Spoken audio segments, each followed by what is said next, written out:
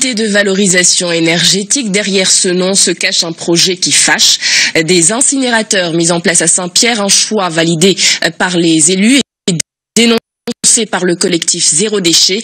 Ils étaient ce matin rassemblés devant la déchetterie de Pierrefonds. Eux ont quelques idées pour faire autrement. Le reportage de Jacques Payette. C'est vraiment magique.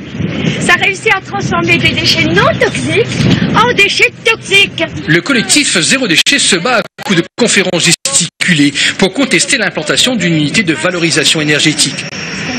Des artistes jouent depuis le mois de septembre dernier une pièce sur les marchés.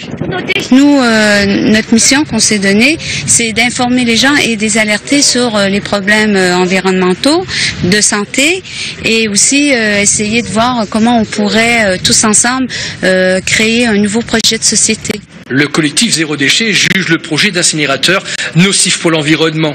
Les filtres de dernière génération utilisés dans les unités de transformation ne garantissent pas à 100% le maintien des particules toxiques. Qu'il m'explique comment les 0,20 nanogrammes de dioxine qui est cancérigène n'entre pas dans nos poumons avec ces filtres qu'il a.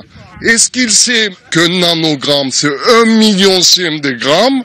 Et comment il fait avec son filtre dernière génération pour pas les faire traverser? Pour les défenseurs de l'environnement, il existe des solutions de substitution à l'incinérateur. Elles passent par la revalorisation des déchets. Il faut passer par des procédés de lavage, de recyclage et de réinsertion de certains de ces emballages qui se trouvent à La Réunion par exemple. Et pour d'autres, les broyer, les ramener à de la matière première. Le collectif Zéro Déchet soulève un autre problème. Le volume d'ordures ménagères dans le département serait insuffisant pour que le projet d'un incinérateur soit viable économiquement. Et avant de conclure, je vous rappelle cette information.